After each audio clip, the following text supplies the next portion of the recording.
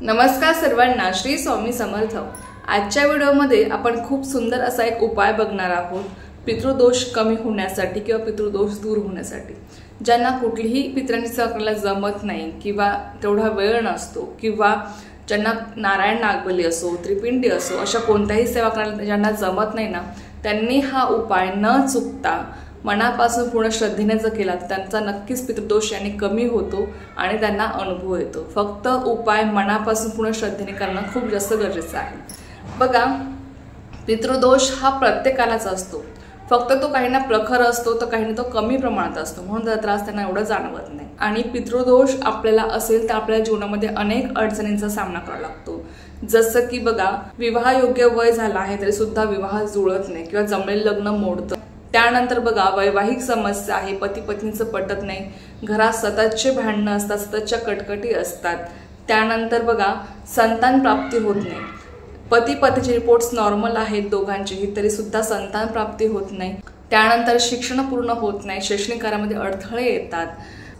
त्याचबरोबर प्रत्येक कामामध्ये अडथळे येत असतात, कुठल्याही कामामध्ये आपल्याला यश मिळत नाही। या ज्या काही अडचणी येतात ना, त्या आपल्याला पितृदोषामुळे येत असतात। आपल्याकडनं पितरांची सेवा घडत नाही आणि त्यामुळे आपल्याला या अडचणी येत असतात। बघा, देवांच्याही सेवेच्या अगोदर आपल्याला पितरांची सेवा करायची असते, कारण की देव आणि आपल्यामध्ये पितर हे ठाम मांडून उभे असतात आणि जोपर्यंत पितर बाजूला सरकत नाही तोपर्यंत आपण केलेली सेवा ही आपल्या देवापर्यंत किंवा आपण केलेल्या सेवेचं आपल्याला पूर्ण फळ मिळत नाही। आपण म्हणतो ना, बघा, काही कमेंट्स असतात की ताई, आम्ही खूप सेवा केली पण आम्हाला त्याचं फळ मिळत नाही किंवा आम्हाला अनुभव येत नाही। तर बघा, जेव्हा आपल्याला पितृदोष असतो, आपल्याकडनं पितरांची सेवा घडत नसते ना, तेव्हा आपल्याला अनेक अडचणींचा जीवनामध्ये सामना करावा लागतो आणि त्यामुळेच आपण केलेल्या सेवेचं आपल्याला 100% पूर्ण फळ मिळत नाही। आपल्याला आपल्या गुरूंची, आपल्या कुलदेवीची आणि त्याचबरोबर आपल्या पितरांनी सुद्धा आपल्याला सेवा करायची असते। जोपर्यंत आपला पितृदोष कमी होत नाही किंवा तो दूर होत नाही तोपर्यंत आपण केलेल्या सेवेचं पूर्ण फळ आपल्याला मिळत नाही। म्हणून पितृदोष कमी होणं किंवा पितृदोष दूर होणं हे खूप जास्त महत्त्वाचं आहे आणि त्यासाठी आपण अनेक सेवा करत असतो, अनेक उपायही करत असतो। त्यातलाच हा एक उपाय आहे। हा उपाय सुद्धा आपल्या स्वामी सेवे मार्गातला आहे।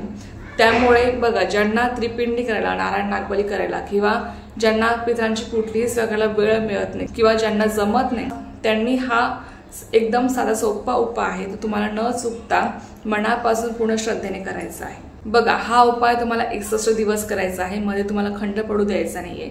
अर्थात स्त्रियांचा मासिक धर्मामध्ये आला तर तुम्ही तेवढे दिवस स्किप करा आणि परत तुम्ही हा उपाय कंटिन्यू करू शकता। तुम्हाला हा उपाय 61 दिवस न चूक करायचा आहे, लक्षात घ्या। आता उपाय काय करायचा आहे ते बघा। उपाय अतिशय सोपा आहे आणि खूप प्रभावी असा हा उपाय आहे। त्यामुळे मनापासून पूर्ण श्रद्धेने जर केला तर तुम्हाला 100% याचा अनुभव आल्याशिवाय राहणार नाही। तर बघा, तुम्हाला काय करायचं आहे, तुमच्या जवळपास जिथे कुठे पिंपळाचं झाड आहे तिथे तुम्हाला जायचं आहे। जाताना तुम्हाला तांब्यामध्ये अर्धा कप दूध, अर्धा कप पाणी, त्यामध्ये चिमूटभर हळद आणि चिमूटभर तुम्हाला काळे तीळ टाकायचे आहे आणि ते तुम्हाला पिंपळाच्या झाडाच्या मुळाशी व्हायचं आहे आणि पिंपळाच्या झाडाला तुम्हाला नमस्कार करायचा आहे आणि त्यानंतर तुम्हाला 11 प्रदक्षिणा मारायच्या आहेत। आता बघा, तुम्हाला माहित असेलच की पिंपळाच्या झाडाखाली साक्षात भगवान विष्णूंचा वास असतो, त्यामुळे तुम्हाला हा उपाय पिंपळाच्या झाडाखाली करायचा आहे। तुम्हाला जे काही मी तुम्हाला सांगितलं, अर्धा कप पाणी, अर्धा कप दूध, चिमूटभर हळद त्यामध्ये टाकून आणि चिमूटभर काळे तीळ, ते जे काही मिश्रण आहे पिंपळाच्या झाडाच्या मुळाशी तुम्हाला व्हायचं आहे। पिंपळाच्या झाडाला तुम्हाला नमस्कार करायचा आहे आणि त्यानंतर 11 प्रदक्षिणा तुम्हाला मारायच्या आहेत। 11 प्रदक्षिणा मारत असताना तुम्हाला काही मंत्रांचा जप करायचा आहे। आता जप कोणत्या मंत्राचा करायचा आहे बघा, तुम्हाला ओम विष्णवे नमः किंवा ओम नमो भगवते वासुदेवाय नमः या 2 मंत्रांपैकी तुम्हाला कुठल्याही एका मंत्राचा जप 11 प्रदक्षिणा मारत असताना तुम्हाला करायचा आहे। बघा, हा उपाय आपल्या स्वामी सेवा मार्गातला आहे, आपल्या केंद्रातला आहे। त्यामुळे तुम्ही जर न चुकता 61 दिवस तुम्ही बघा, सकाळी हा उपाय करा किंवा संध्याकाळी करा, तुम्हाला जेव्हा वेळ मिळेल, सकाळी वेळ मिळत असेल तुम्ही सकाळी उपाय करू शकता किंवा संध्याकाळी जर तुम्हाला वेळ मिळत असेल तुम्ही संध्याकाळी हा उपाय करू शकता, तुमच्या यथाशक्तीनुसार आहे। फक्त तुम्हाला न चुकता 61 दिवस हा उपाय करायचा आहे, मध्ये खंड पडू द्यायचा नाही। स्त्रियांनी म्हणतात मासिक धर्म आला तेवढे तुम्हाला दिवस स्किप करायचे आहे आणि पुन्हा तुम्हाला 5-6 दिवसांनंतर तुम्हाला पुन्हा हा उपाय कंटिन्यू करायचा आहे। अतिशय साधा सोपा असा हा उपाय आहे। बघा, भगवान विष्णू या जगाचे पालन करत आहेत आणि भगवान विष्णूंची सेवा केल्यावर आपला जो काही पितृदोष आहे तो कमी होत असतो। आपल्या पितरांची सेवा आपल्याकडनं घडत असते आणि खरंच सांगते पितृदोष कमी आपला होतोच आणि आपल्या जीवनामध्ये ज्या काय आपल्याला अडचणी येणार आहेत ना त्या सुद्धा कमी होत जातात।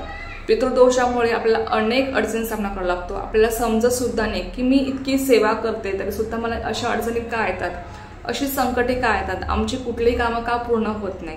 त्यामागचं कारण म्हणजे पितृदोष असतो आणि आपल्याला ते समजत नाही। म्हणून बघा आपल्याकडनं पितरांची सेवा घडली पाहिजे। पितरांची सेवा करायला आपल्याला जमत नसेल तर हा उपाय 61 दिवस खंड न पडता तुम्हाला करायचा आहे। सगळ्यांनी आवर्जून करण्याचा प्रयत्न करा। आणि पितृदोष हा सगळ्यांनाच असतो, प्रत्येकाला पितृदोष असतो, फक्त तो काहींना प्रखर असतो तर काहींना तो कमी प्रमाणामध्ये असतो। आणि आपला पितृदोष जाळण्यासाठी आपल्याला हा उपाय करायचा आहे। तुम्हाला उपाय समजला असेलच। तुम्हाला काही डाऊट असेल तुम्ही मला कमेंट बॉक्समध्ये विचारू शकता।